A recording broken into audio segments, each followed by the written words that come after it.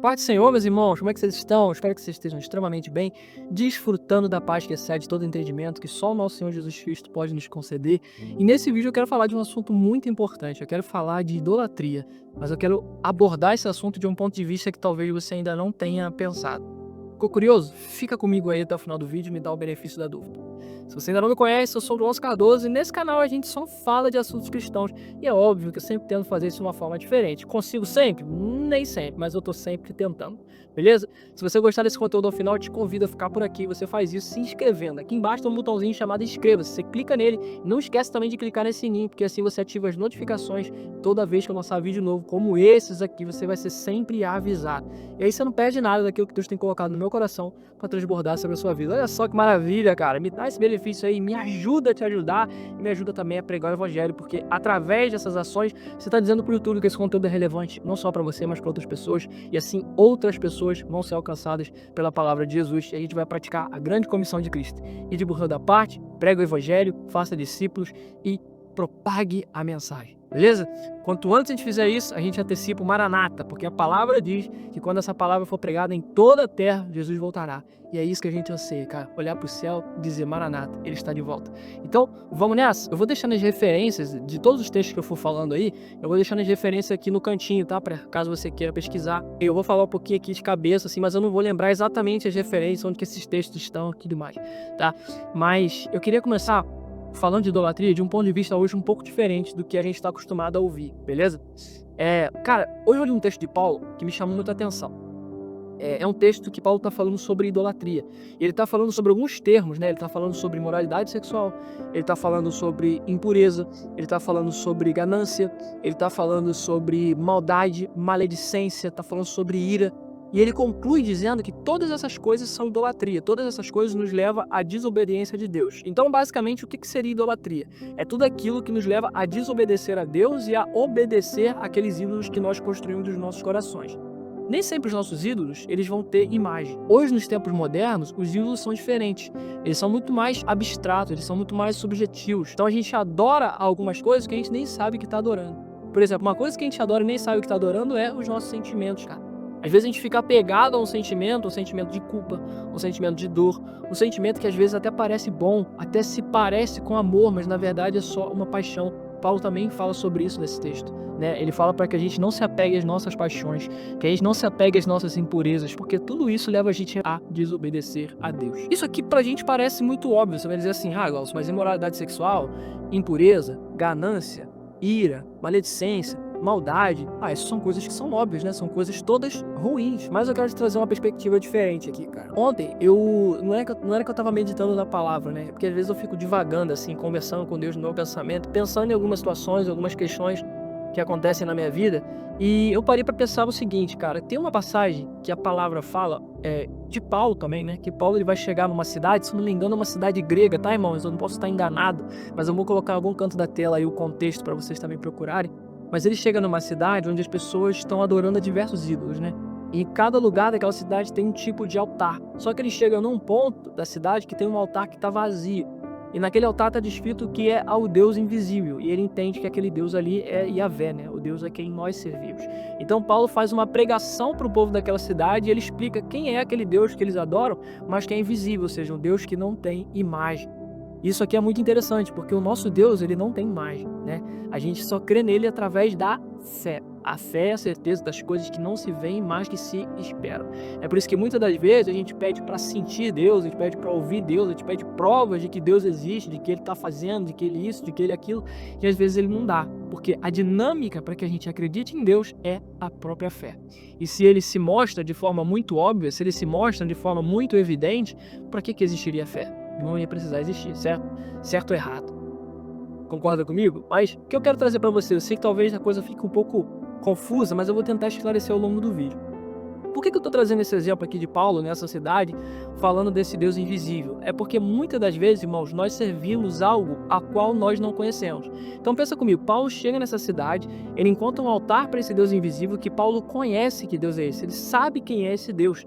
Só que essas pessoas que estavam nessa cidade, elas não conheciam. Então elas só olhavam para aquele altar e falavam, o Deus invisível, quem é esse Deus? Não sei, eu não conheço. Então eu crio esse Deus à minha própria imagem.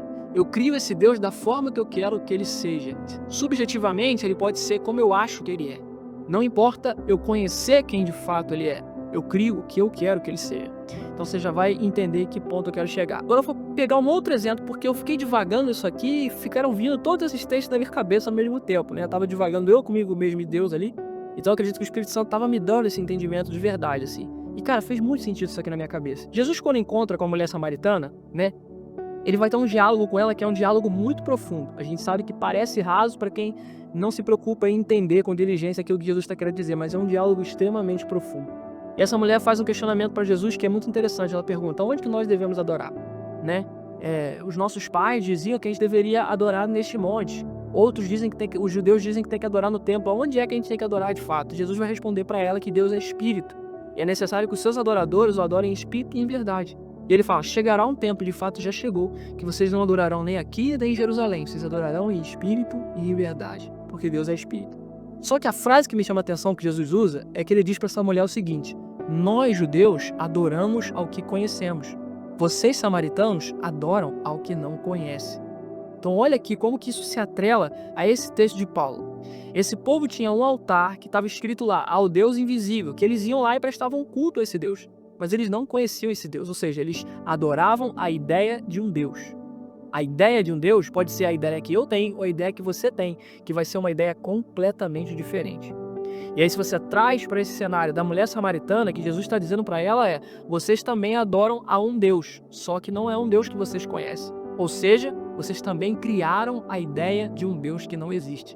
Nós, judeus, adoramos ao que conhecemos, ou seja, nós temos relação com esse Deus. Portanto, nós o conhecemos. E assim nós sabemos quem de fato ele é, e não aquilo que nós criamos ao nosso bel prazer e na nossa cabeça. Não existe uma diferença entre uma pessoa e outra. Eu acredito que Deus seja assim, eu acredito que Deus seja assim. Deus é Y, Deus é X, Deus é Z. Não. Só existe um Deus único. O caráter dele é um só e ele é imutável. Esse é o Deus a quem nós conhecemos. Só que vocês adoram um Deus a quem não conhece. Então, por exemplo, se nós trouxermos isso aqui para os dias atuais, a gente vai ver algo que acontece que é muito parecido, né?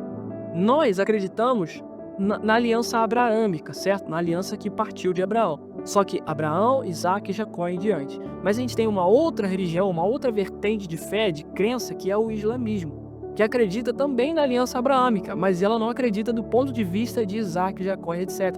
Acredita do ponto de vista da aliança com Ismael, que é de onde surgiram o povo árabe, que foi a aliança falha de Abraão com Agar, que estava completamente fora do plano de Deus.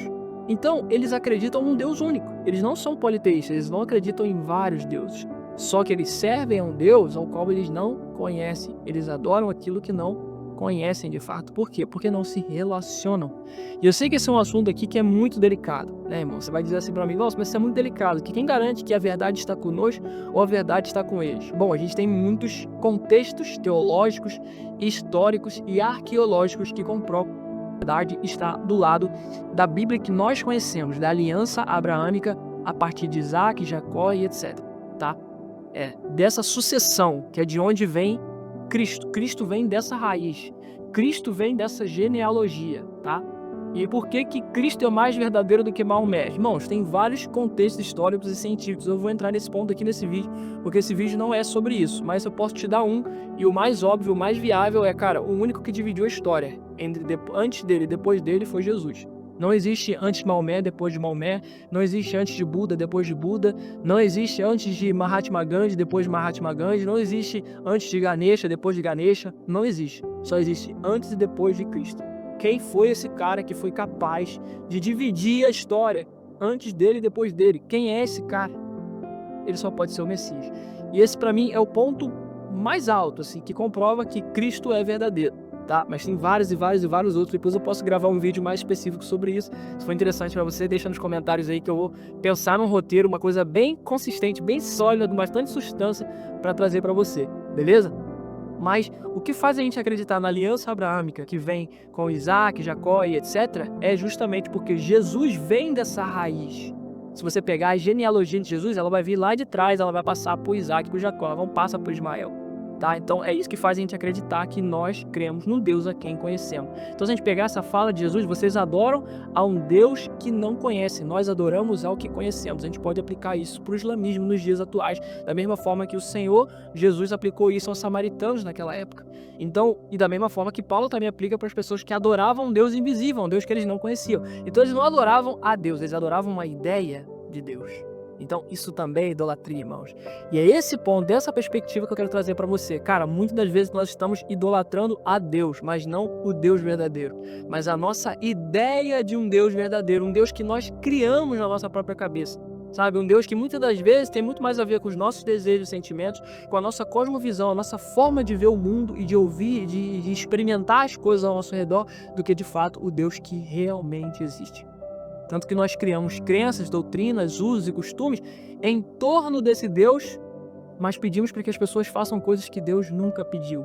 Muito porque nós acreditamos num Deus que nós mesmos criamos. Isso é muito perigoso. Muito mais perigoso do que você idolatrar a obviedade, que pelo menos é óbvia, é muito clara.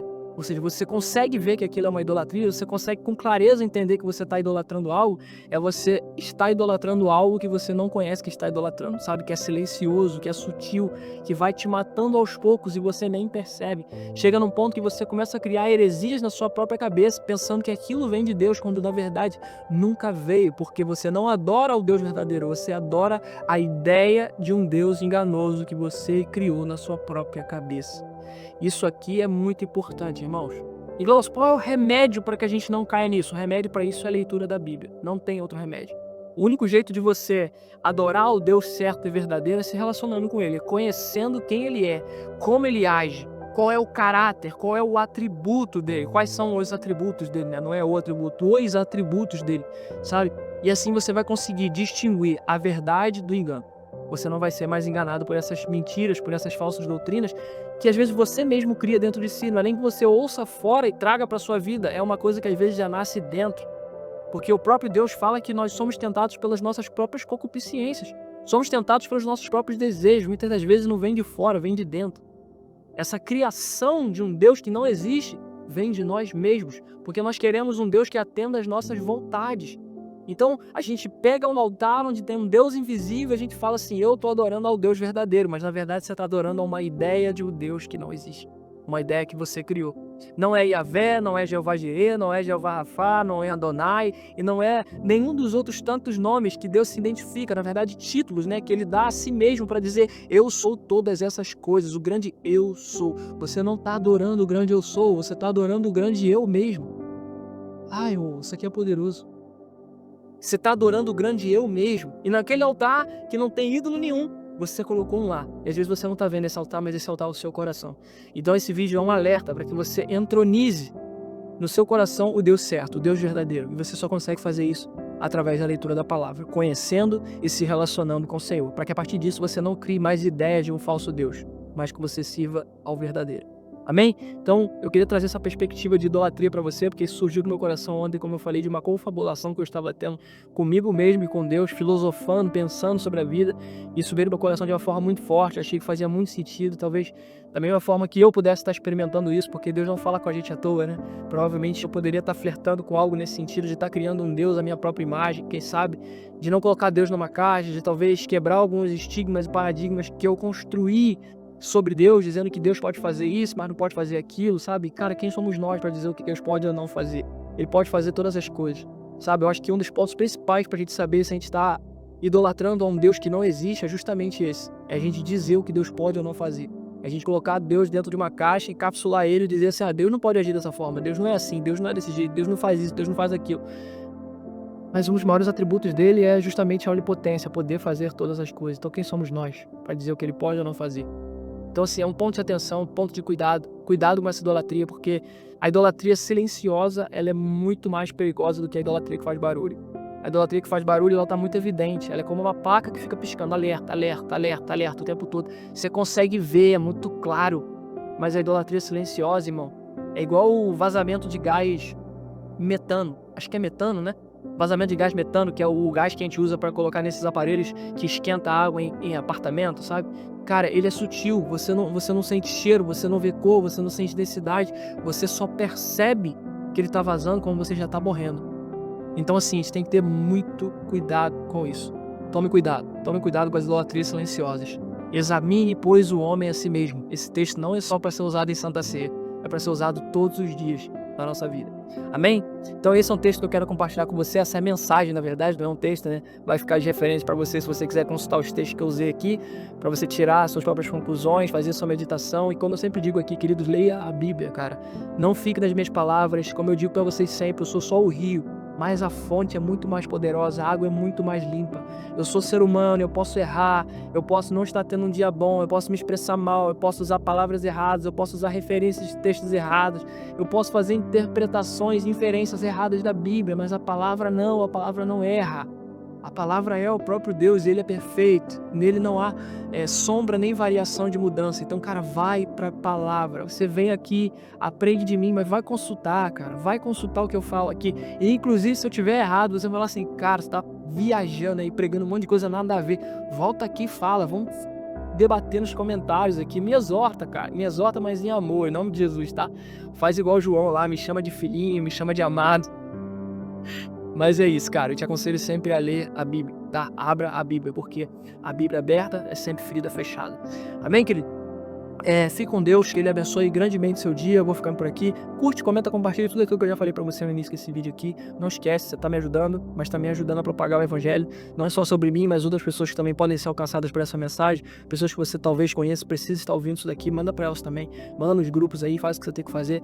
Beijo grande no seu coração, que o Senhor abençoe grandemente você, seu dia, sua família, sua casa, seu ministério e tudo aquilo que você tocar, onde você colocar a planta nos seus pés, que venha a prosperar. Em nome de Jesus, tá bom? Fique com Jesus e não se esqueça, Ele é o centro. Até mais, tchau, tchau.